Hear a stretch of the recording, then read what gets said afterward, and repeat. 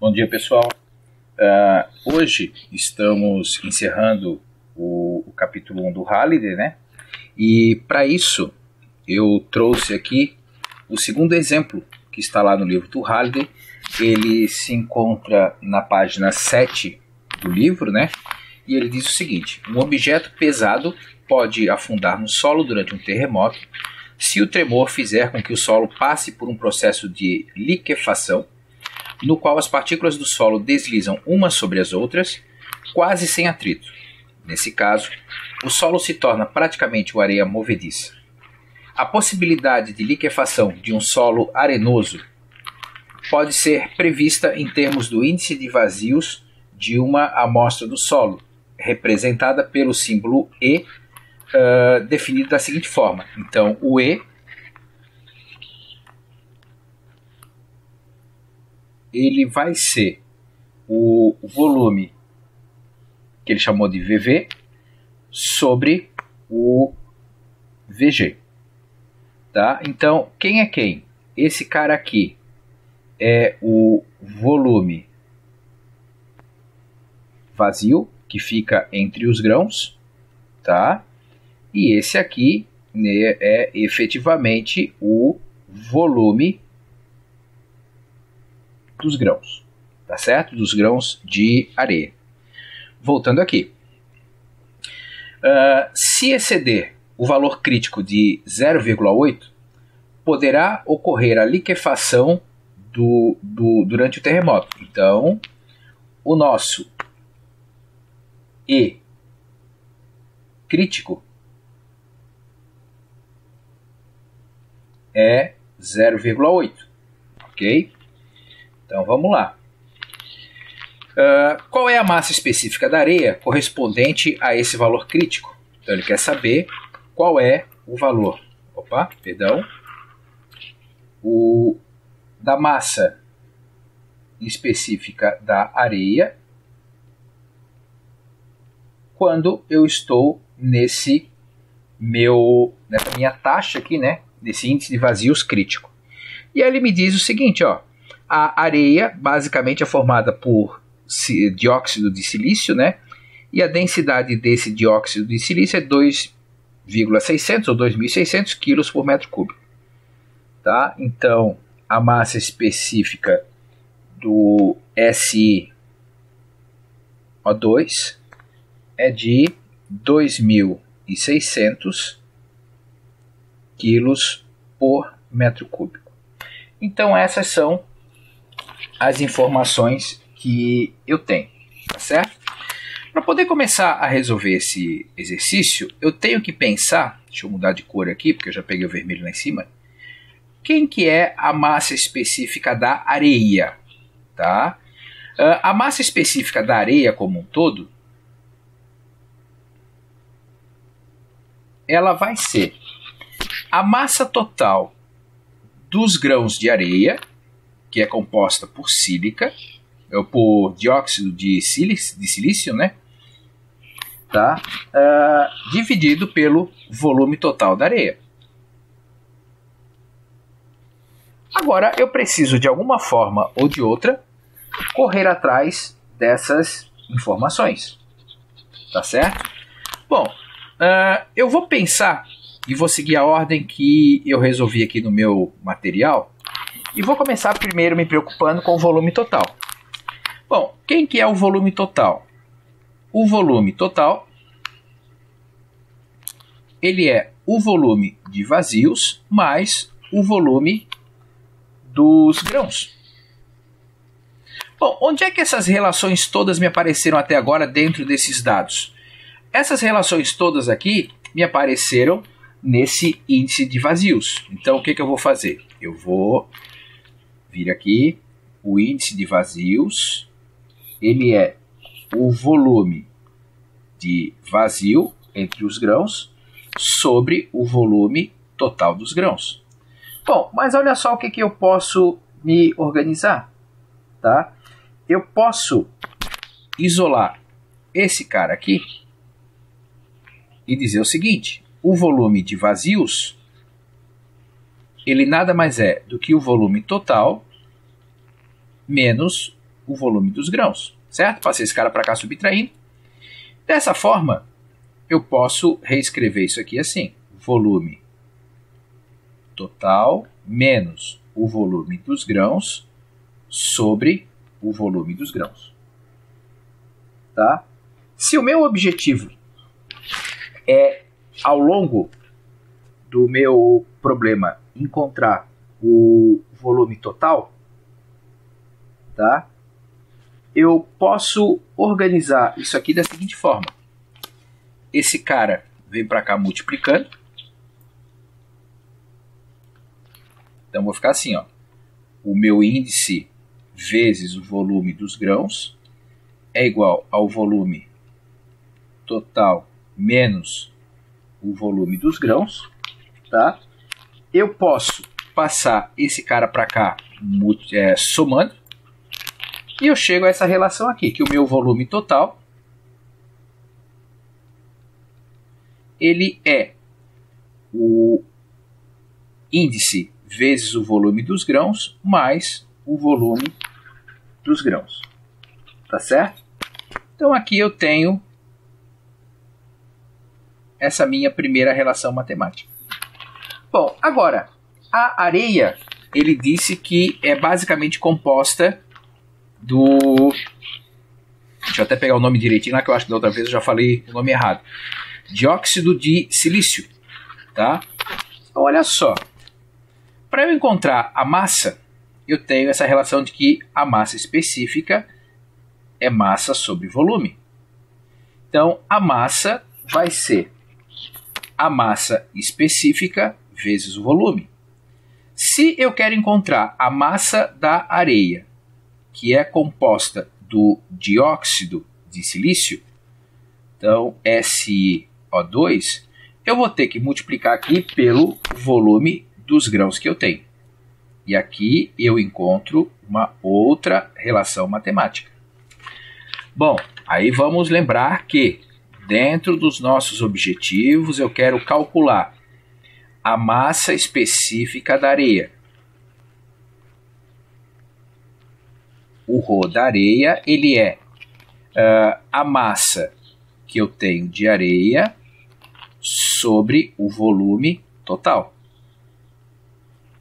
Então, o ρ da areia, ele vai ser a massa da areia, a massa específica do dióxido de silício, vezes o volume dos grãos, sobre o volume total, que é o E vezes o volume dos grãos mais o volume dos grãos. Se você para dar uma olhada aqui, eu vou poder cortar isso. Ah, mas você ainda não acredita que eu posso cortar. Então, olha só o que eu posso pensar. A massa específica da areia, ela vai ser a massa específica do dióxido vezes o volume dos grãos, e aqui embaixo eu vou colocar o volume dos grãos em evidência. Então vai ficar E mais 1. Se eu fizer a distributiva, eu volto a ter o que eu tinha. E agora eu espero que fique mais claro para você de que eu posso cortar esses dois caras. Bom, quando eu faço isso daqui, eu chego à conclusão que a massa específica é 2.600 sobre 0,8 mais 1. Tá? Quando você faz essas contas aqui, 0,80 mais 1, perdão. Então você vai encontrar 1,444,4 quilos por metro cúbico. Bom, 1,80 aqui tem 3 algarismos significativos. Esse cara tem 4 significativos. A minha resposta fica com 3 significativos. Fazendo os devidos ajustes, tá? Isso aqui fica assim: 1,44 vezes 10 na terceira quilos por metro cúbico. 3 algarismos significativos, fechou a minha resposta do problema, ok?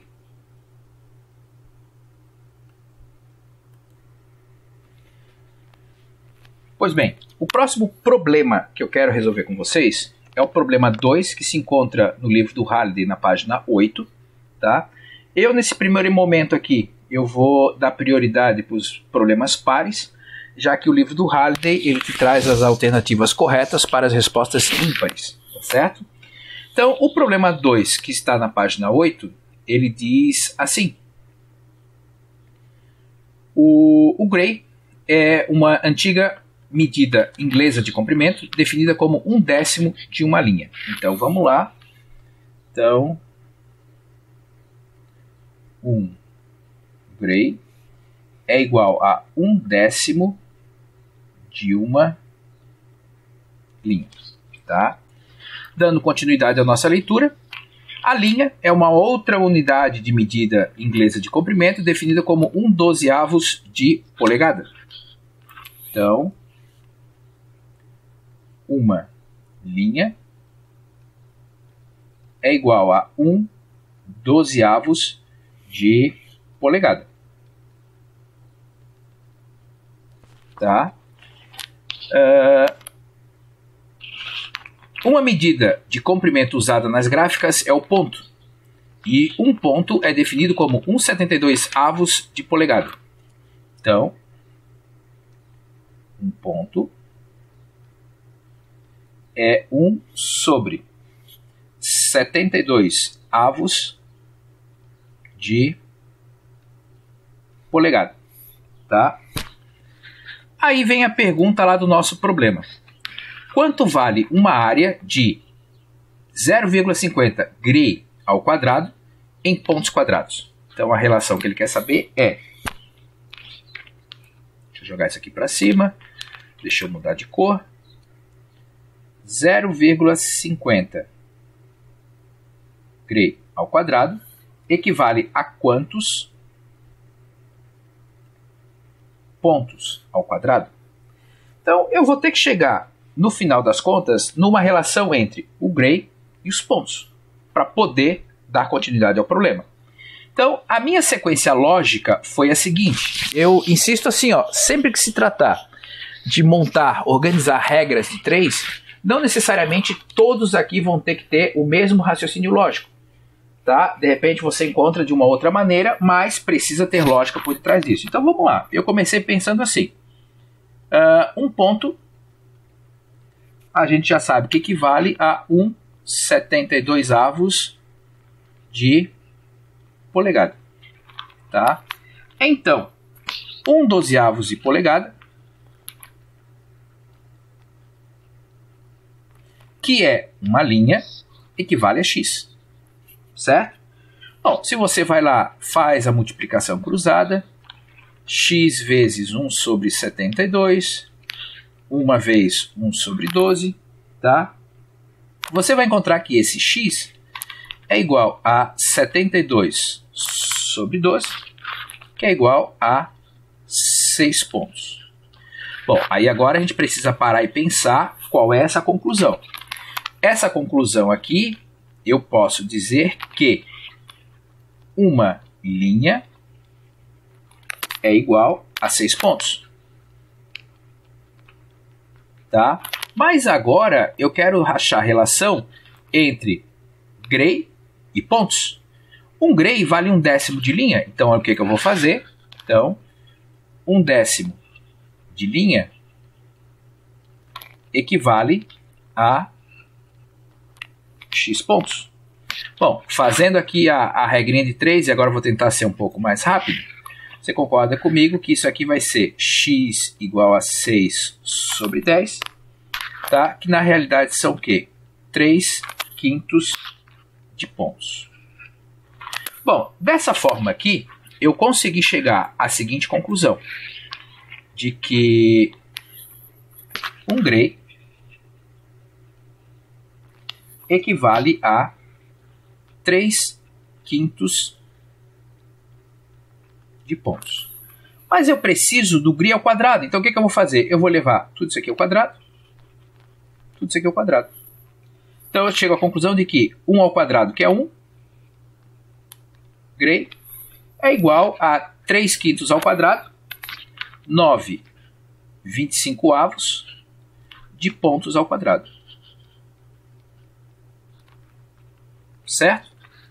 Aí, agora eu consigo achar a minha relação. Se 1 Gray vale isso aqui, 0,5 vai valer quanto? E quando você faz tudo isso, tá? Você vai encontrar aqui o x vai ser igual a 0,5 vezes 9,25, que vai dar 9,50 de pontos ao quadrado. Ou, se você prefere dividir, 0,18. Tá? E com isso resolvemos o problema 2 da página 8. O próximo problema que eu gostaria de resolver com vocês é o problema 14, que se encontra na página 9 do livro do Halliday, que tem o seguinte enunciado. Um tempo de aula 50 minutos é aproximadamente igual a 1 microséculo. Então, 50 minutos é igual a 1 microséculo. E aí ele pergunta, qual é a duração de 1 microséculo em minutos? Tá? Bom, para eu saber e responder a letra A, ele quer saber quanto que 1 microséculo vale em minutos. Esse é o meu objetivo. Então vamos parar para pensar na questão de o que é um século. Um século são 100 anos. Bom, mas cada ano tem 365 dias. Cada dia continua tendo 24 horas. Cada hora continua tendo 60 minutos.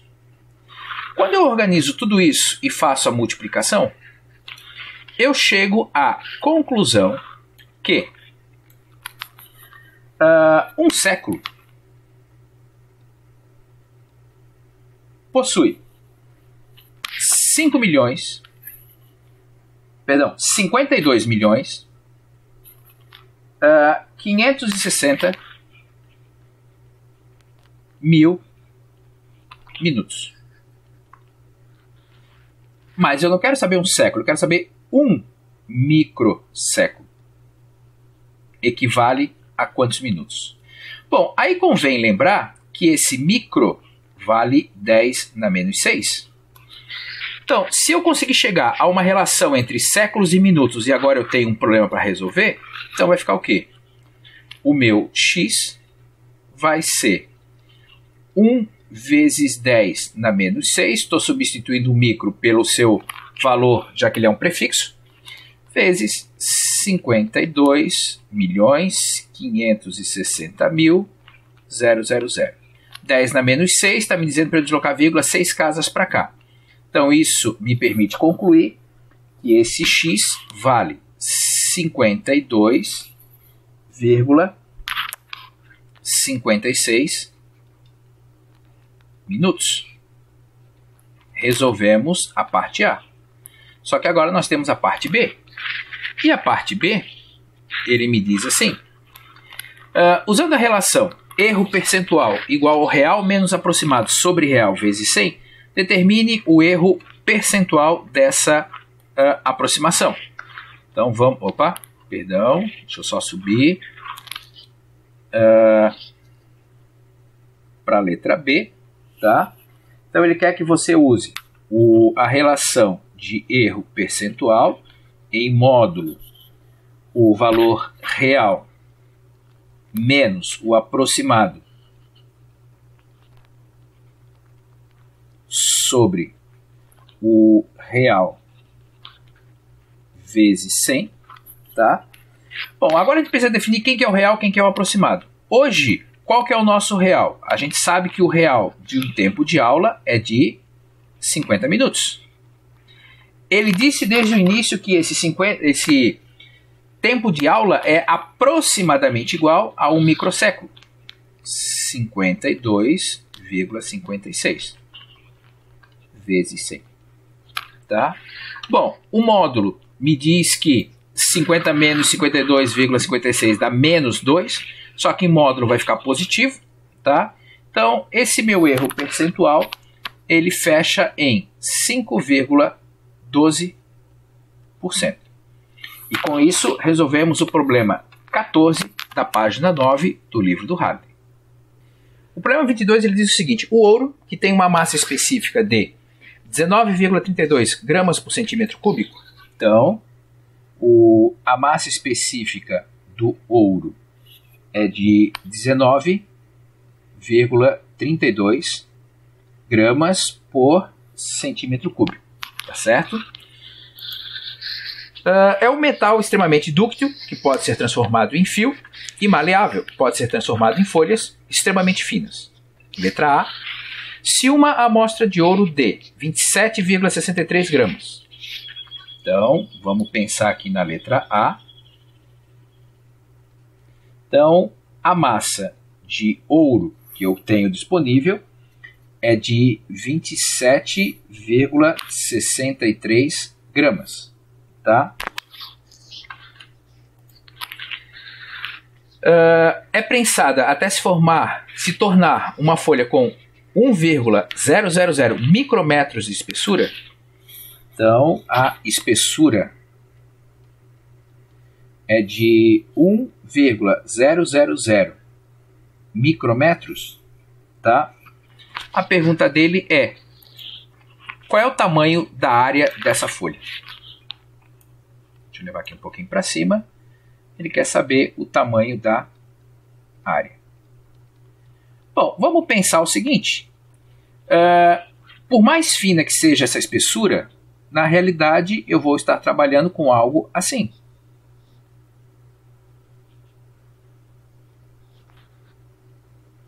Certo? Essa é a minha espessura. Tá? E essa é a minha área. Se eu quero saber qual é a área, eu tenho que partir para pensar no conceito de volume. Então, o volume é o quê? A área vezes a espessura. Certo? Bom, a área é o meu ponto de interrogação. Tá? Eu tenho que me preocupar com a espessura e o volume. Bom, qual é o volume que eu tenho disponível? O volume que eu tenho disponível é devido a essa massa de ouro. Então, vamos fazer um adendo aqui rapidinho. Tá? A massa específica é a massa sobre o volume. Tá? Mas o meu objetivo é calcular o volume. Então, vou fazer passo a passo aqui. Rho vezes volume é igual a massa. Então, o volume é igual a massa sobre a massa específica. Ou seja, a massa 27,63 gramas, a massa específica 19,32 gramas por centímetro cúbico. Tá? Então, isso me dá um volume de 1,430 centímetros cúbicos. Tá certo? Bom, 1 centímetro cúbico é 1 ml. Então, pensa que eu vou ter ali, dentro de uma seringa, mais ou menos 1 ml e meio de ouro ali dentro, que é o volume que eu tenho disponível. Então, agora eu vou pensar aqui. Então, eu tenho aqui 1,430 centímetros cúbicos. Só que essa espessura está em metros. E aí eu também preciso ajustar isso. Senão vai dar problema. Tá certo? Cada metro tem quantos centímetros? Cada metro tem 100 centímetros. 10 ao quadrado. O micro é 10 na menos 6. Quando eu multiplico, eu somo os expoentes. Isso aqui vai dar o quê? 10 na menos 4. Então, a minha espessura é o quê? 1 vezes 10 na menos 4. Isso está em centímetros. Isso está em centímetros cúbicos. Então, a minha área vai ser 1,430 centímetros cúbicos sobre 1,430 1 vezes 10 na menos 4 centímetros. Então eu tenho uma área de 1,43 vezes 10 na 4 centímetros quadrados. Ok? Então, a princípio, resolvemos a letra A. Tá? Bom, voltando para a questão. Se em vez disso o ouro é transformado em um fio cilíndrico com 2,500 micrômetros de raio, qual é o comprimento? Bom, se eu paro para pensar agora, o problema na letra B ele fica muito parecido. Tá? Só que agora na letra B, ele quer um fio cilíndrico. Opa!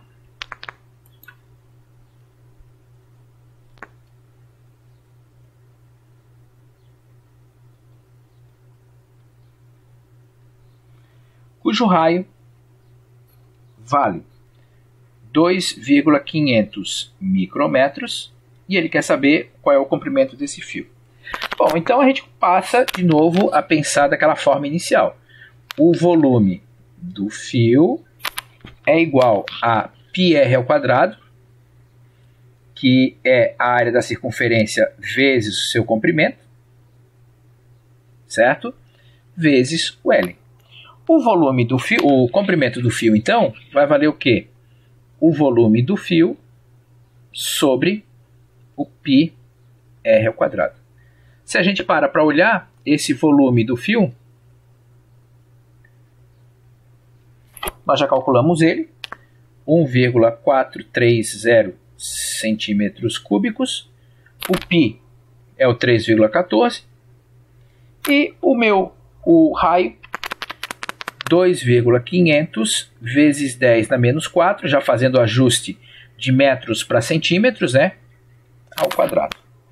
Quando você faz esse cálculo aqui, tá, você percebe que isso aqui vai fechar 728,2930 centímetros.